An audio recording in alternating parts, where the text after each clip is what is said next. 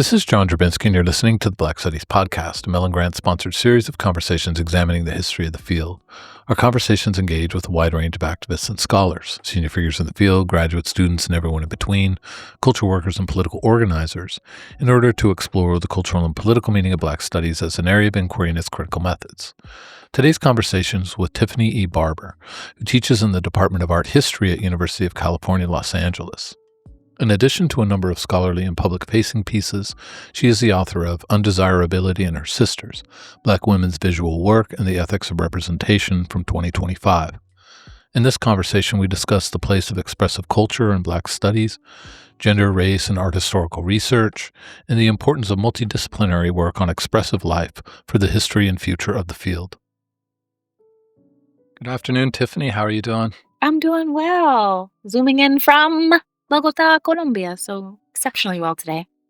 I know. We were talking before I hit record, and dying of envy, but excited for you to be in Colombia. And I always think it's fun when we record, across the continent or across oceans. But welcome to the Black Studies Podcast. I'm super excited that we found time to record this episode. I really love your work. I think it's incredibly important. Really interested to hear throughout this podcast how you think about it in relation to the field of Black Studies in all kinds of ways. But, I'm really committed to, we are committed as hosts of the podcast to really getting a whole range of Black Studies perspectives.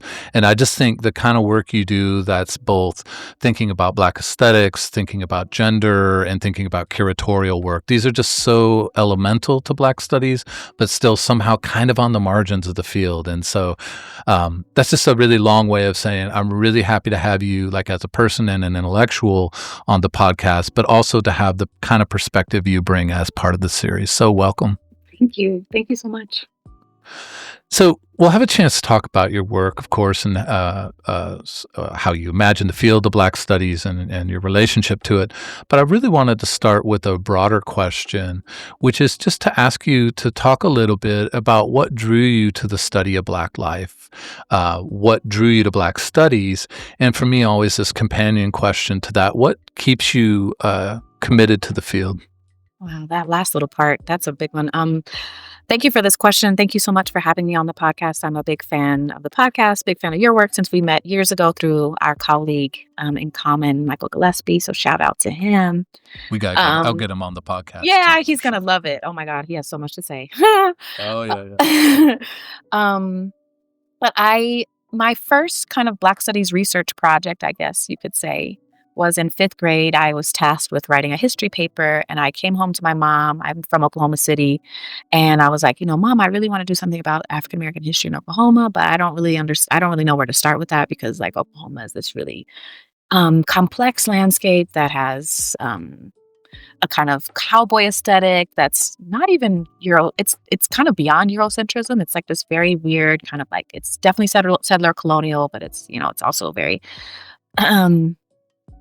Western looking in a way. And I mean, Western in the US context, like very much a kind of like Manifest Destiny. But there's also this really rich Black history because of the slave trade. And then there's, of course, the indigenous history. And that is also a history of struggle and displacement, forced migration. And so I was trying to think about all those things in fifth grade, no less. But my mom was like, well, why don't you write on the Tulsa Race Massacre? And I was like, what is that? So we went to that's a big shift, by the way. Yeah. I did not see that coming. Yeah. I thought it was going to be a Buffalo Soldiers story. But no, because those are the things, massacre. These were the things that we knew. Like the Buffalo Soldiers, I was like, okay, is that the only narrative? Like there were like, these kinds of like signature narratives of Black life in Oklahoma that I was like, okay, I'm familiar with those. I live those. Okay, what are the things that I don't know?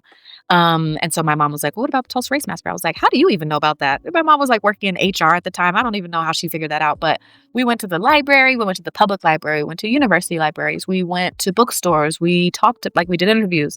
No, but the amount of scholarship on the Tulsa Race Massacre, 1921 Tulsa Race Massacre in, 1995, was like nothing. And so that was really intriguing to me. There were maybe a couple of books written, but they were kind of anecdotal and kind of weird. So I was like, oh, that first got me interested in Black Studies research.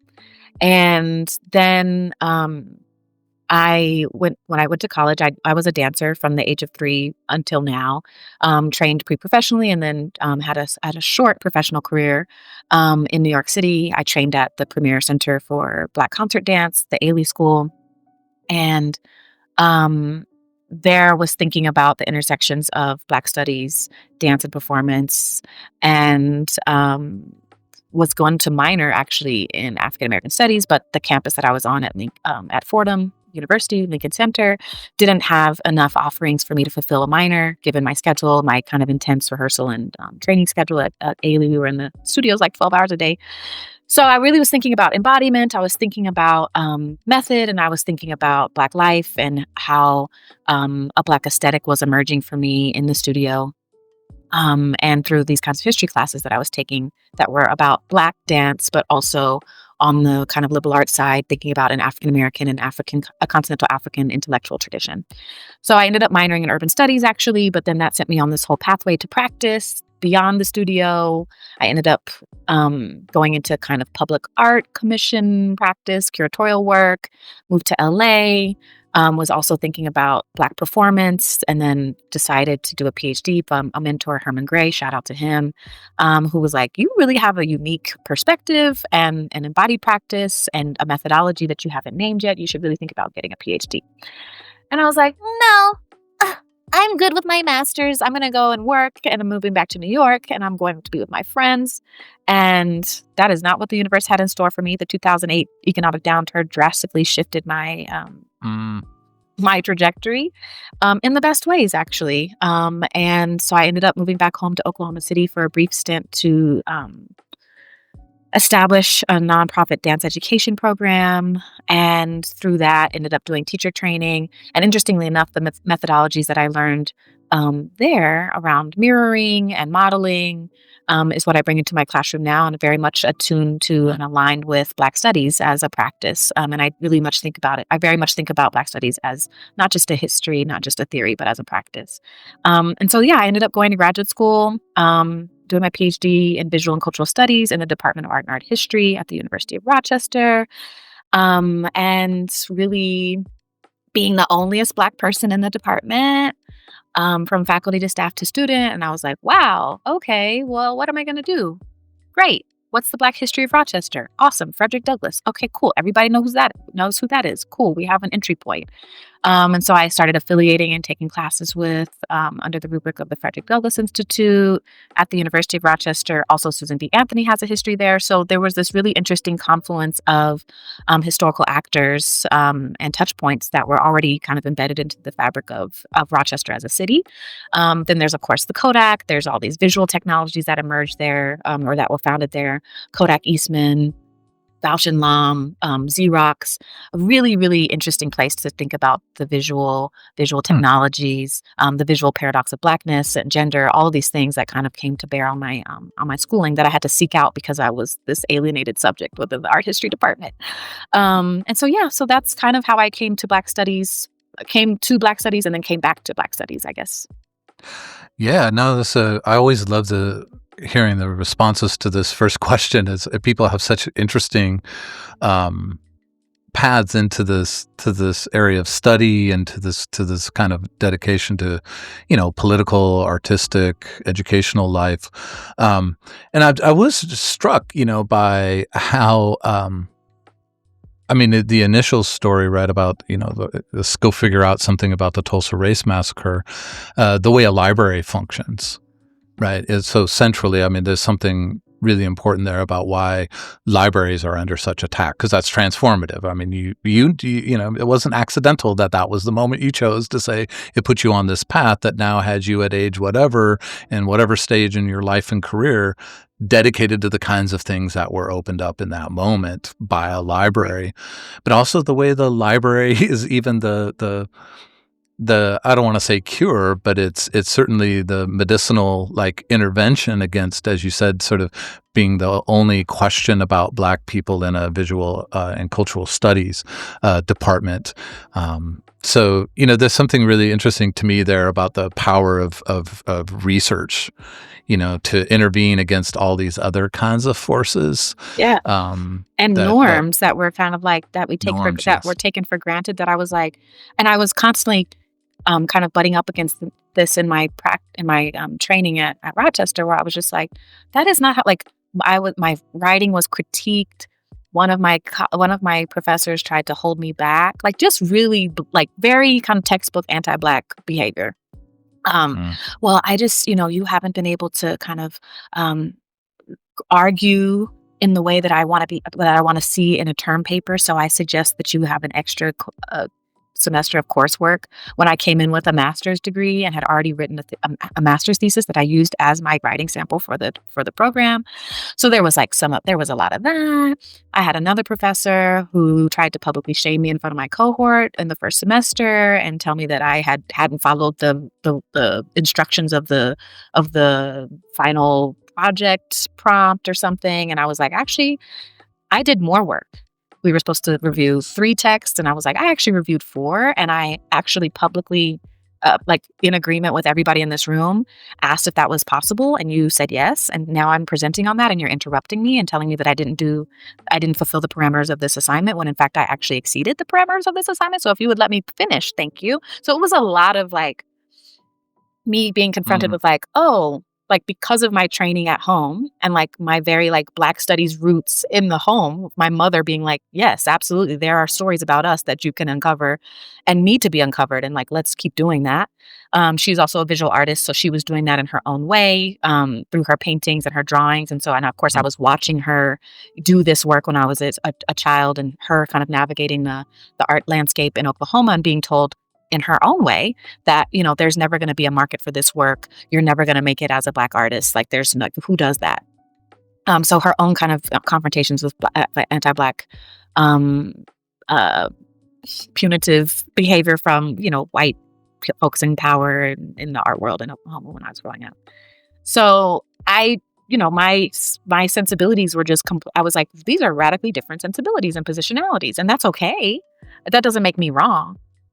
But you are punishing me and attacking me for and I was like, "All right, well, I'm gonna go over here and do the Black studies thing." And knowing that I had a real home there, not just in terms of the institution or the discipline, the institutionalized discipline of Black studies, but knowing that it was a very kind of my own orientation to it was very much grassroots, rooted in grassroots, but also a very familial lineage, ancestral knowledge kind of thing, coming from my mother and that side of my family.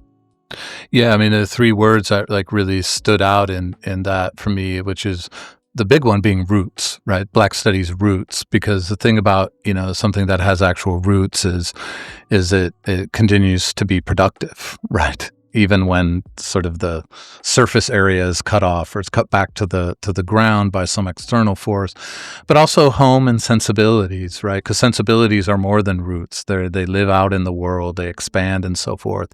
And home, this again, it's one of these familiar parts of people's narratives of their path to Black studies is often like, where is that home?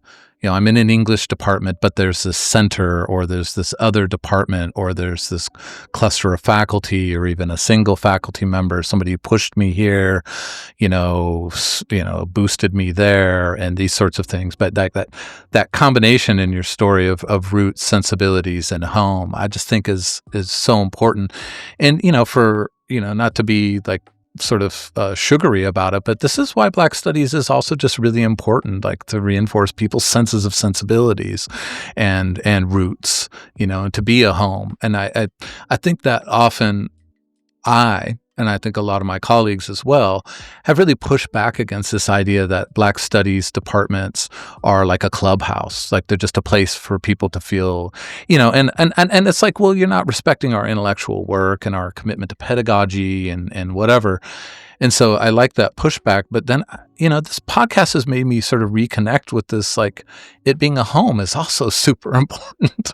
Like, not that I forgot it, but I was like, in my pushback, I never want to forget that, because almost everybody has some version of what you just said. This, like, finding a home that made it possible for those roots and those sensibilities to really flourish. Yeah. Yeah, I love that. I would say that I had to go outside of my department actually to find my first advisor, because I was like, I need at least a person of color to advise my dissertation.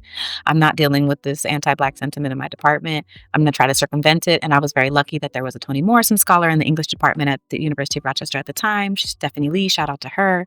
And who really believed in me and my project. And even though she was like, I don't have the training to like advise you, but she was like, I finally convinced her, and she was like, okay, great. We're in this together. Let's go.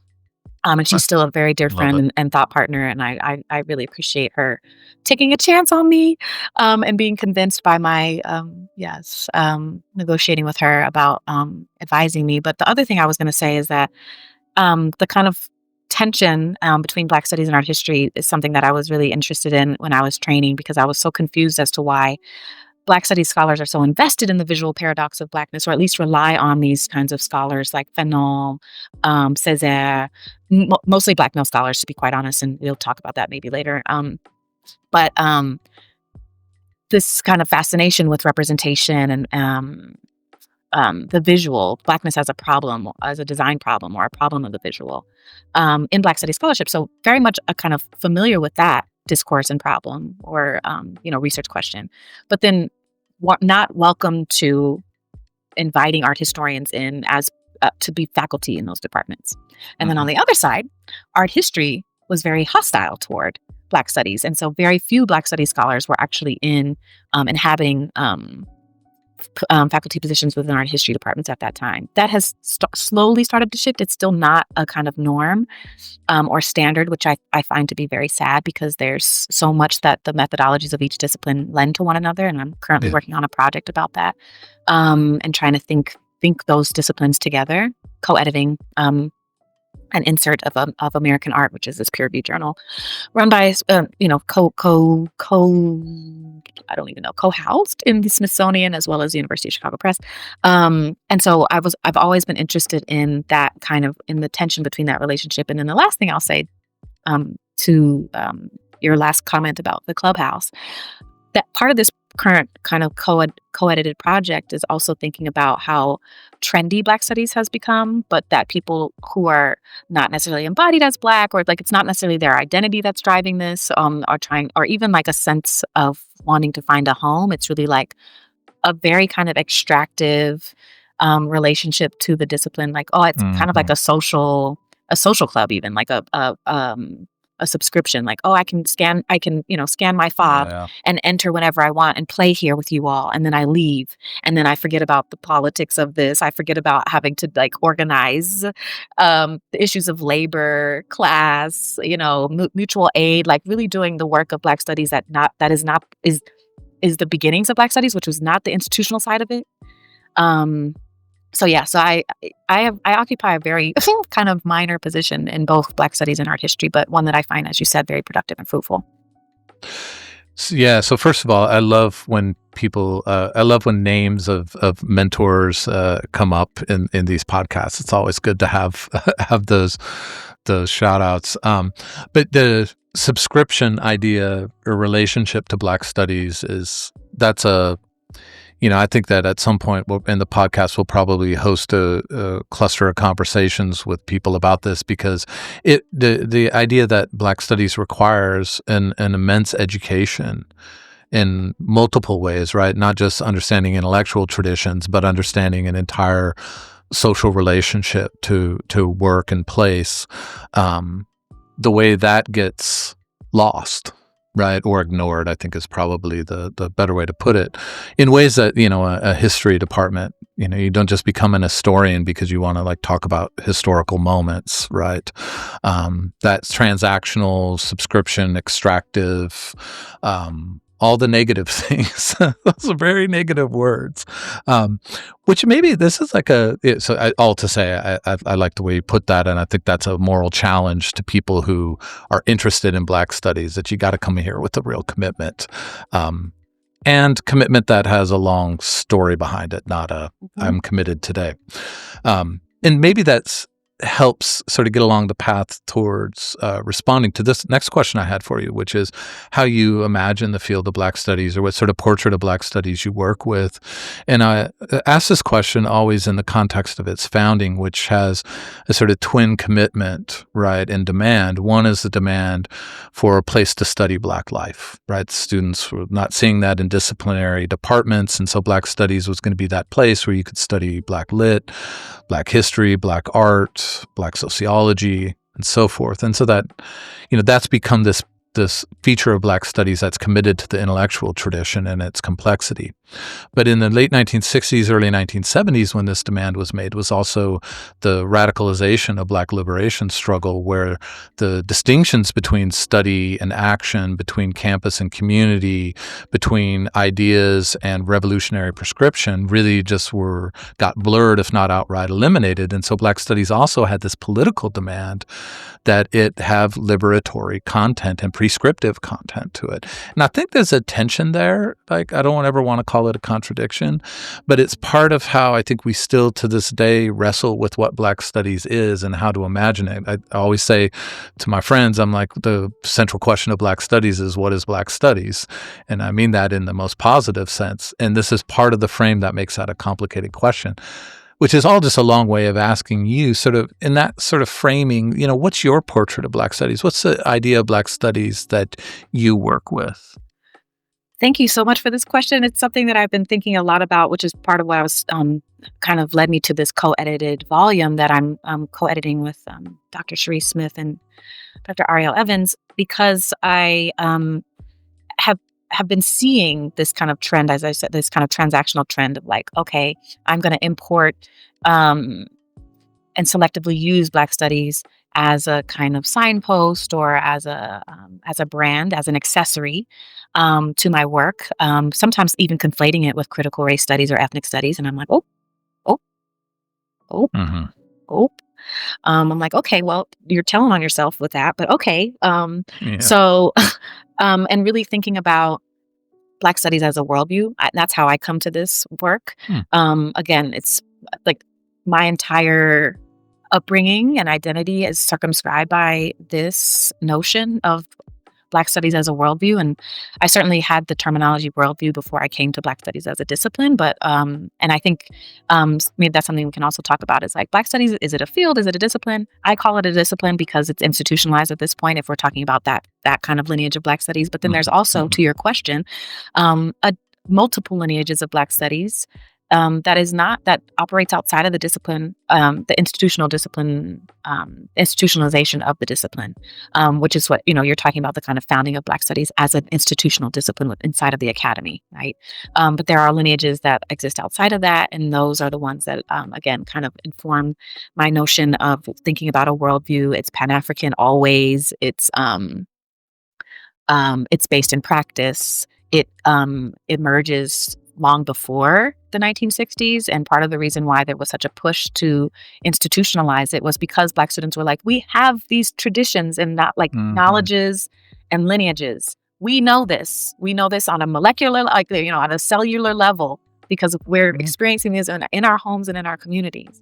And so for us to come here to think that that we've been sold this kind of maybe lie myth about education being a route toward upward mobility or kind of enfranchisement in a way, and for you to then deny that we have the existence of these traditions is like, what is, I mean, that's a maddening experience, right? So shout out to the students who were like, yes, okay, let's bring this inside. But that moment was specific but not unique, let's say. Hmm. Hmm. So yeah, so I think, in my own work as an art historian, and I call myself a Black studies art historian, and I mean that very seriously, because I lead with practice with my students, also because of my embodied kind of training as a dancer and as a curator. I came to art history through the back door, through dance, through curatorial work, through Black studies. And so I'm always oriented toward the discipline of art history in this really interesting way. And even in my training at the University of Rochester, I mean, my second and final advisor, for whom I also serve as his final student because he's no longer with us. Douglas Crimp was also kind of a founding figure within queer theory. And so I think about my first book, Undesirability and Her Sisters, Black women's visual work and the ethics of representation, is really thinking about these kind of parallel discourses that are emerging at the same time, but also trying to look back at a Black intellectual tradition, Black intellectual tradition of aesthetic practice. Mhm. That's not necessarily that something that you will find in the academy because there's still so much hostility toward that. But thinking about like the late 80s to present, for instance, like you have a kind of queer turn within Black feminist theory. We haven't necessarily been calling it that, but that's what I call it in the book, a queer negative turn that's also emerging at the same time as queer theory and its institutionalization. Also, like on the horizon of, or like at the begin on the brink of multiculturalism, and all of these things that are happening. Black feminist theory, queer theory, um, exhibition making, and museum practice. And so thinking about that as an origin point for how we study Black life, contemporary Black life, and what it offers us. But yeah, so the worldview part is like, it's very elemental. I mean, that's just how I see. Yeah, I don't have any other words for it because it's just like I have noticed this trend of like being Black studies being this accessory, and I'm just like, oh my god, it's so to me offensive. Yeah, I think worldview is such a. I mean, really intrigued. I haven't heard anybody use that word as a way of getting at this question or issue. So I'm super intrigued by that because it's such an expansive and suggestive and it's a very rich word. You know Yeah, I mean, it's what we. incredibly evocative. Like, when you say worldview, you immediately you're like, "Oh," like, you might not be able to kind of define its contours, which is part of the point, right? So that it is this kind of ever expanding thing. It's a universe. It's an entire constellation of possibility that's not it can't be reduced to the academy. Yeah, and because of the view part, or the Schauung and Weltanschauung, it's a showing of something that is not seen, right, Exactly. from outside that worldview, and so that really, for me, is a really interesting way to really push against this subscription or extractive model because it's like, no, this is an immersive sort of question, right, Exactly. rather than a sort of you don't drive by and see a worldview. Right, you have to Exactly. have some sort of immersion in it, Yeah. and so yeah, you talked a bit about your work in your new book, and so I want to ask you. You talk about it in the context of the book, but also your wider sensibilities. I'm interested in how you see the kind of work that you're doing in relation to the history of Black studies. Sort of where does it fit in terms of the history of Black studies? And you've already said there's sort of Black studies that predates that moment of students' demand, but also postdates the student demand and its institutionalization. So you can think about it however you want in relation to those two sort of resonances of the term Black studies. But I'm interested how you see your work fitting into the history of the field, and also what new boundaries or horizons you see it pushing us to. Yeah, I think that to go back to that point that I made about the relationship, um, somewhat tense relationship, I think, between art history and Black studies that I don't mind. I don't mind that tension. I think it's um, a really important tension that also often confounds students. Like I find, particularly my Black students who come to work with me, um, are still so attached to representation as reparation. And it's really, yeah, it's very interesting. I'm like, wow, okay, we got to read more. So it's, I think in that way, We got to read more. I'm sorry, not to interrupt you. It's just, how many times I've thought that in a classroom. I'm just like, man, we are really okay. Let's go back to the basic unit of method here. Close reading and close looking. I know we tried to get rid of it with the surface stuff, and I'm here for the surface stuff. I definitely talk about it in my book, but also like, let's go ahead and underline and like maybe systematically work through these references and like read what the people are like. Hey, a footnote is important. Let's look at that and that index and that bibliography. I know we're in the digital, we're in the digital world. We're never going to come back from it, but like, anyway, systematic reading is still very useful. So in terms of the pastness of or the history of Black studies, I don't want to say pastness, but the past of and the history of Black studies. Um, one of the things that I'm working on now is a project on Du Bois, and of course he's a controversial figure. But one of the things that I am so fascinated with him, one of the reasons I'm so fascinated with him is because of his kind of forward-looking, anticipatory view of how data would come to kind of figure so prominently in our everyday life. Mhm. How it could have been a tool, not necessarily liberatory, but certainly a tool of measuring progress. That has now since been, of course, co-opted and exploited in all these kinds of ways. But also thinking about his relationship to art history. So of course this is like turn of the 20th century, right?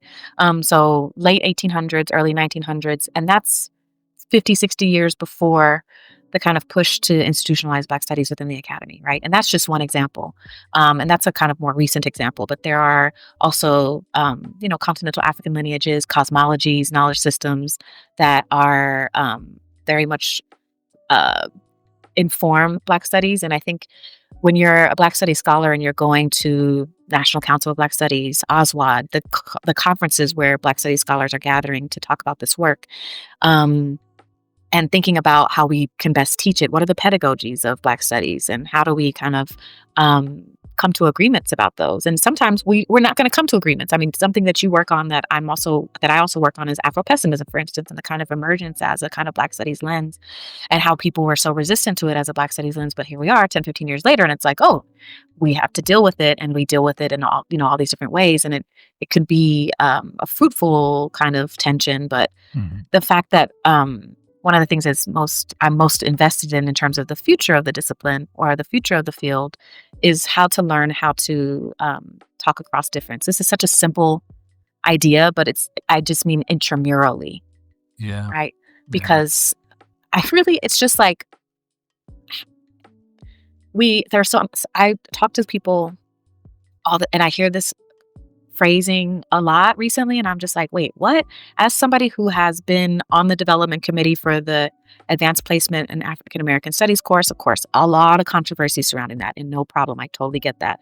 At the same time, the scholars who I was in conversation with for 5 years from the beginning of that course development to now, and thinking about assessment and really challenging the College Board to understand Black studies as a worldview. It's not just, oh, we're describing historical events that involve Black people. Or we're not just saying these inventions of Black people, like, oh, elevating Black figures as inventors. No, we are talking about a completely different orientation to the world. And that requires you to change how you think and ask questions. Mhm. And so in the assessment, so one of the things that people have been saying recently is like, oh, there's no agreements on the foundational literature for Black studies. That is a lie. We might debate like what counts as foundational literature, but there are certainly people who are teaching foundational literature of Black studies at, let's say, somewhere like Cal State University Long Beach is going to be doing that, teaching foundational literature in Black studies very differently than the African American Studies department at Harvard University. But those things are in conversation with one another and have all kinds of class politics attached to them. Again, thinking about the kind of like activist spurs of Black studies that is still very much alive at Cal State University Long Beach versus somewhere like Harvard, for different reasons, right? And there we can also critique those the way that pedagogy lives within those institutions and those departments, because they're not without their problems, especially around gender and you know I won't go into that, but there's like even kind of fissures within how Black people talk to each other about each other, about us, about our lineages, right? So that's kind of the answer to the question about where I see the field going, or what its horizons are, and how it can still be productive. And one of the reasons why I keep coming back to this work is really trying to figure out a way for us as Black people to talk across our own differences and recognize that we're not in competition with one another. We're not at odds with one another. Doesn't, we can coexist and still be different. And I don't have to try to discipline your difference and you don't have to try to discipline my difference. And we can still work together for the liberation of our people. Totally. So like I think the kind of what queer theory has helped me, and what Douglas Crimp actually brought to my training at Rochester was very much thinking about like somebody like Leo Bersani's homos, right? Or intimacies, and thinking about the kind of tyranny of sameness that kind of prevents us from being able to kind of build community and even and to embrace friction within building community. So I think that's where I'm kind of thinking about the field of Black studies and its horizons for now, especially in my classroom. Yeah, no, that's a really I love you. I love that response. Thank you for that. It's the question for a field that's barely a half century old about the coherence or complexity of its foundations. It's a really interesting debate and discussion. I mean, it can also be uninteresting and terrible, but thinking about, what is a tradition? I know that's a word a lot of people sort of push away from. I mean, I love the idea of tradition because I actually don't think that traditions have ever meant uniformity. They always have dispute, even just about what its foundations are, certainly what comes after the foundations. But in some ways, what you argue about is the foundation. Exactly. I'm like, let's bring back discourse. Why are we so afraid to like argue? I mean, I just think about, the Black intellectual tradition, let's say, especially within art history, because there is a Black intellectual tradition in art history that people ignore, and it's fine. But that's part of my work too, is trying to excavate that. But like, they weren't just like gathering in salons in people's homes and talking across difference in these ideas and having these really heated debates about what counts as representation and what doesn't, for instance, in my field. But they were writing to each other. They were exchanging letters. They were sending each other postcards and photographs. And they were actually like publishing and talking to one another. I'm like, bring back discourse in Black studies instead of like cancel culture. You don't belong here. Like the kind of policing is part of what my first book project is also about, is like this kind of, again, this very heated, controversial term, intersectionality, and its mainstreaming, and like what is its efficacy now? Because it has been institutionalized within these kind of predominantly white women studies departments.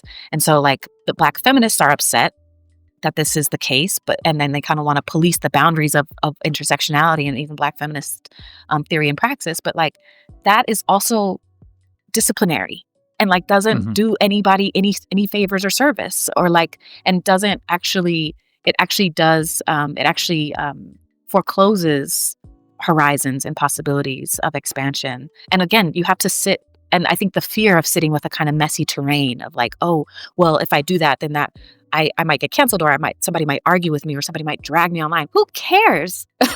Like, I know that these things are tied to livelihood, but at the same time, that part of what Black studies offers as a frame and as a worldview is that, as an embodied practice, that you are always going to be a problem to the academy. And so to kind of, or any institution that wants to exclude you or is hostile toward you or discount your existence. So like to want to align yourself with that kind of formation or discipline is very strange to me. But I do know that it also has to do with like, enfranchisement and livelihood and things like that. But yeah. Yeah. I mean, you just touch on this question. That's a really tough question in 2025, is like, what is dispute? What are the conditions of dispute? Because, I hear it in what you're saying, maybe overhearing it, but because it's my own sensibility, which is, dispute is the lifeblood of inquiry and theory and criticism. Like authentic public space is frictional. There's no getting around that. If you don't have friction within a public space, you don't have public space. Like there's not publicness happening. Yeah. And so there's not sociality is not happening in that space. Yeah. Yeah, I mean, figuring out how to have dispute in a common space is become more of a challenge in 2025 than I think in, say, 1995. But hopefully, as you were saying, I mean, it is interesting to take from what you said that one of the challenges or sort of horizons you want to push in Black studies is to bring back productive dispute. but because that's so much of what defines especially the African American tradition. I mean, Du Bois and Washington, and whatever. I mean, anyway, But you but think about, like, right now, all this, like, all this conversation around diaspora wars, and I'm like, what are we really taught? Like, what is like, okay, so, like, you want me to take your difference seriously, but then you don't want me to take your difference seriously? Like, what? I don't understand. Like, make it make sense. And I think, one of the things that Afro-pessimism does give us, as controversial of a discourse as it might be, or a discursive spur, is that it gives us a common language of anti-Blackness that yeah, is a quote unquote, for lack of a better term, a unifying experience or a unifying condition of Black folks around the world. So it's like, okay, yes, I can take your cultural difference seriously, absolutely, but like the kind of structural grounding or the structural condition that gives that difference traction, we also have to talk about. We have to at least be in agreement about that. like, yeah. so yeah, it's interesting. Let me, I mean, this is in some ways a continuation of this, but sort of turning it a little bit more back towards your own intellectual orientation. Because, you talked about, you did your doctorate it was an art history department, but it's visual and cultural studies, which is kind of that, but your own orientation towards art history was always to de-disciplinize it or to however you want to talk about it. So, and you've taught in Black Studies departments, you teach in art history as well. And so I'm really interested to hear how you think about your own commitment to a non-disciplinary approach to thinking. I'll just say to thinking.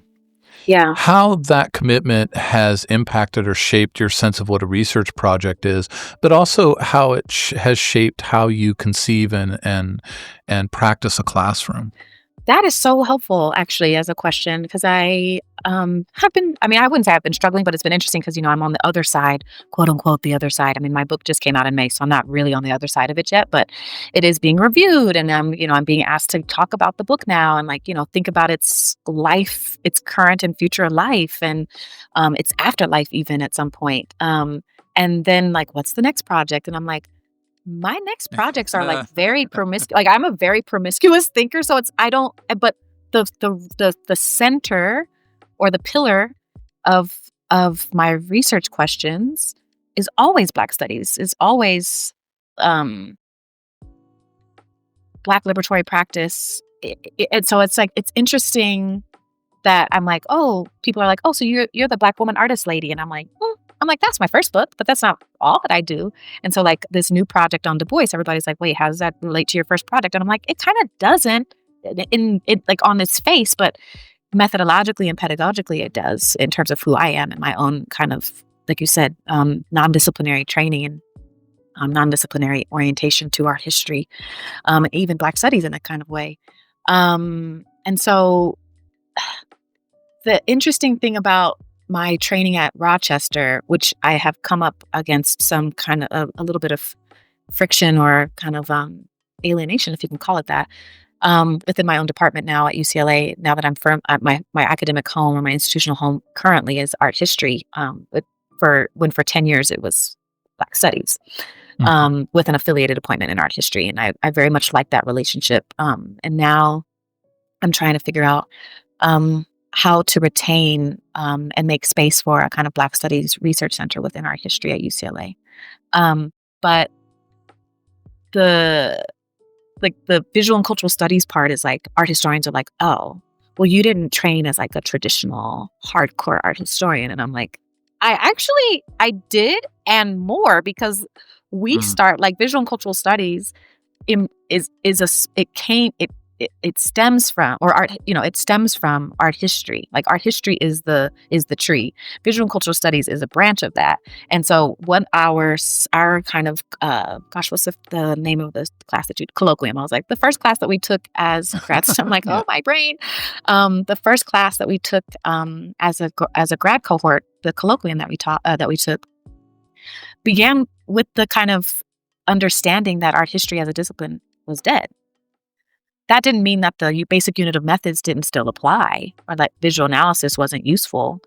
But, like, if we're really serious about humanity's training, humanities research, humanities inquiry as being useful in the world writ large beyond our disciplinary homes and our disciplinary trainings and our disciplinary kind of idiosyncrasies, then we have to take seriously that visual analysis is a method that extends beyond art history. And so that's also what led me to Black Studies is like, oh, look, y'all do visual analysis over here too. It's just y'all don't call it that. And Mhm. you don't think about it. You don't necessarily, come to the same conclusions as an art historian might, but that's great. Let's keep going there. Love that because there's a whole kind of Black Studies art history that people aren't talking about either. Um, but yeah, the non-disciplinary piece is very interesting, and I wouldn't have necessarily thought about that before this question. But like my kind of research agenda and how it's kind of unfolding and expanding at this point after this first book is not simply about the intersections of race, gender, class, and sexuality. Um, it's definitely more about a kind of Black studies approach to art history. And so what Mm. kinds of projects can you devise when you kind of free yourself of being like, oh, I have to meet the demands of art history as a discipline and I have to meet the demands of Black studies as a discipline. You actually think those things together. What emerges at that union, that is a frictional one, of course, and it's a tense one, and it's a sometimes combatory. Like, how do you say? Like, they could be in conflict and oh my gosh, I'm losing my words right now. But um, I am interested in what happens when you aren't like, oh, let's talk about these ostracized, marginalized, erased Black figures in art history versus who were the Black folks who were thinking about art and representation and writing about it and practicing it, archiving it, the demands of what the Black intellectual tradition, how they were expressing that because they had to be their own archivists, they had to be their own librarians, they had to Mm. be their Yeah. own teachers, they had to be their own mentors, they had to be their own gallerists, they had to be like all of that and that skill set. I mean, my God. And that's not just like, oh, one of 10, like they were all 10 seamlessly, right? Synthetically even.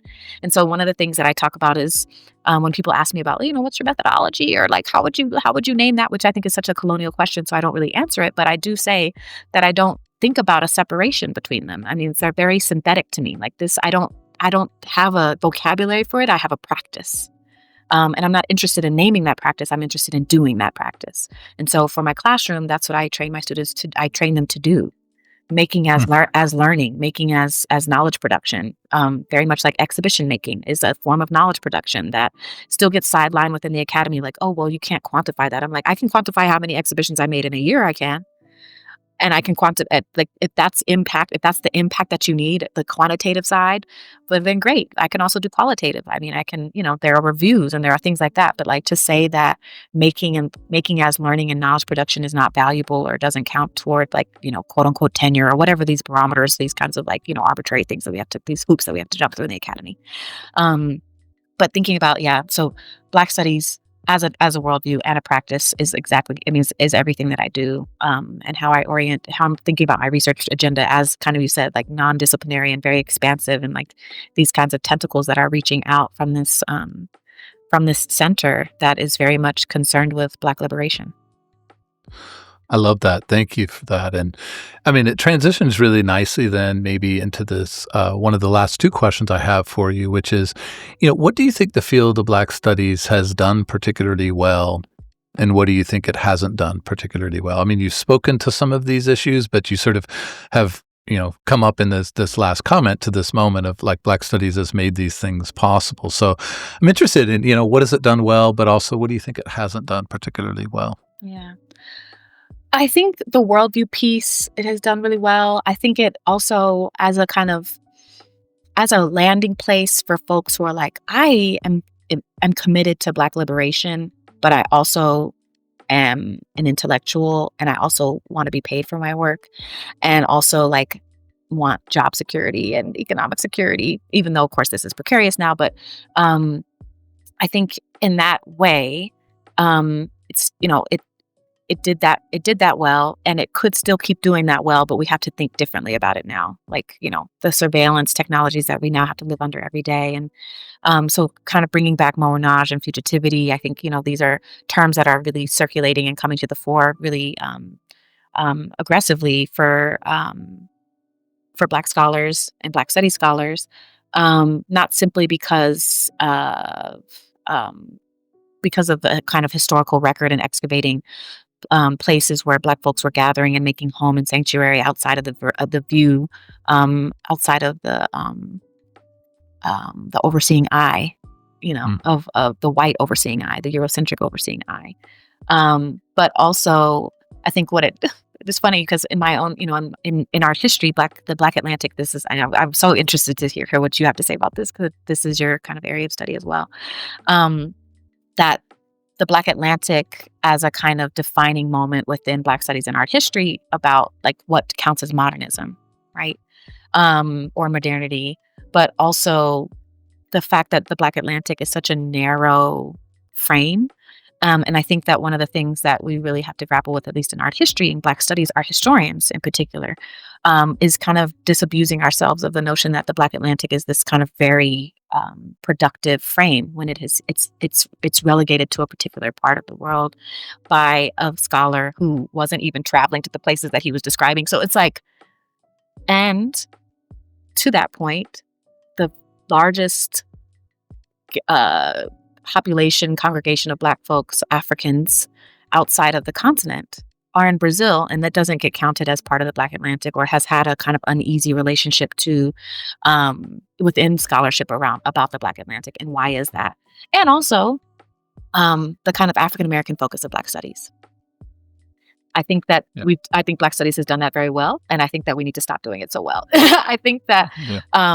there are other expressions and forms of Black life and death, for that matter, that we need to consider if we're very serious about a kind of Black liberation that is Pan-African, that is international, that's transnational.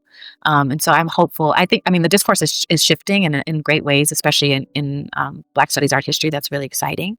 Again, from a practitioner standpoint, these are curators who are doing this work that are then becoming kind of institutional partners or institutional knowledge producers. But they're doing this stuff outside of institutions and academies and doing this stuff in gallery spaces, museum spaces, grassroots, organizing salons, conferences, networks that are very much operating on the fringe of the academy, but are really putting pressure on how we define, quote unquote, the Black Atlantic. Yeah, that's fantastic response, and I just will say, and it's anecdotal, but it's also not that anecdotal, which is, as Ashley and I started this series, started this podcast, we have Bree Garrell and Olivia Blucher also working on it into the future, but we were really committed to making sure that Afro-Latinx, Caribbean, and African scholars were also part of the series. And what's been really remarkable is what it means to go find those scholars. I mean, there's the scholars that but we don't just want to talk to people we know. We find people. It's a great thing about the internet. Click on a department, pick somebody on the faculty, but reviewing those faculties of Black Studies departments and realizing that finding African and Caribbean and Latin American scholars of those areas is you often had to go outside Black Studies departments. So just a way of just saying, like, I think that's a thing that Black Studies hasn't done well, even though Pan-Africanism is such a trope, especially of early Black Studies. What it means to actually put Africans in a curriculum or in a book or on your reading list or in your department, that's a different question. Absolutely. Yeah. No, absolutely. And I think that, again, the kind of like overemphasis on African Americanness within the kind of Black studies tradition is really confounding to me. And like you said, I even in Chicanic studies departments, they are more willing to embrace a discourse around Afro-Latinidad and its problems for sure than a Black studies department or an art history department that's like, hey, we want representation from the Latin American world or the Latinx world, which of course is an American formation, and I'm not going to debate that here, but so even that kind of those misunderstandings and those slippages that like the Black studies tradition is more embraced in these Chicanic studies departments when it comes to the Latin American world or the Latinx world, and thinking about Blackness and anti-Blackness in those formations versus in a Black studies department. In the end, it's I mean, it's a theoretical question and an ethical and political question, but it's also an empirical question for those of us who are in charge of hiring. We have to really take this seriously, and you Absolutely. know, maybe it's already an answer, but I'll ask this last question for you, which is, what is in a Black Studies context, what's the question you would want us to all ask? What is the issue you would want us to all be thinking about? I mean, I think following from the last question and my last response, and even your response saying, drawing attention to the fact that Pan Africanism, it's interesting because, like you said, Pan Africanism it's such a vibrant part of late 19th century, early 20th century Black studies traditions, African American intellectual history, however you want to term it, phrase it. But in practice, now in 2025, it's like it's kind of interesting because there's now a kind of renewed focus or attention toward Pan Africanism. But you have to go through Black internationalism first to get there. So it's kind of this weird, it's like, oh wait, like, huh? But if you go back to that really interesting moment at the turn of the 20th century where people were, I mean, there's so many Black studies scholars now that are teaching in the US Academy, which is what I know best, but that have not even traveled to the continent, have not traveled to the Caribbean, have not had conversations with scholars outside of the US Academy that are doing Black studies work, that have a completely different orientation to the tradition because of their embodiment and positionality outside of the US.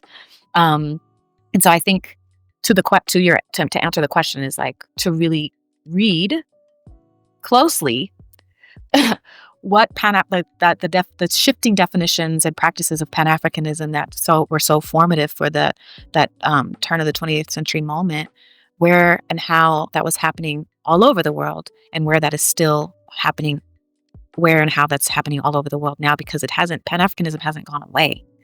It's just that it's been eclipsed by these kinds of other discourses or emphases around African Americanness, around a Black internationalism. So I think absolutely, and I mean Pan Africanism as like an actual political organizing practice, not Yeah. simply a buzzword that's like, oh, look, Black people were traveling.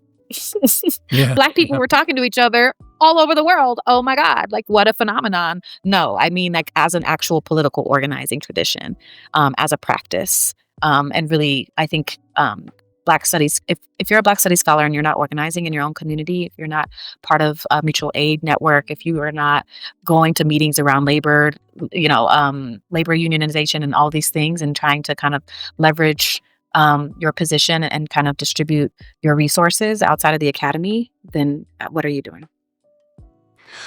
What a great place to wrap this up. Thank you for that. That's an intense moral and political charge for everybody to take really seriously. And there's been so much in this conversation that's really, really interesting. It's been even better than I'd hoped for. So thank you for that. And I think ending on this note, or with this reflection, is we'll leave everybody who listens to this with a lot to think about. That's very intimate, rather than simply about a purchase of books, but really about the practice of a certain kind of scholar, citizen, human life sort of intersection. So thank you so much for your time, but really your thoughtfulness in this has just been amazing. And I'm really grateful to have these reflections in the series. So thank you for that. No, it's my sincere pleasure. It's been a joy being in conversation with you. Thank you so much, John.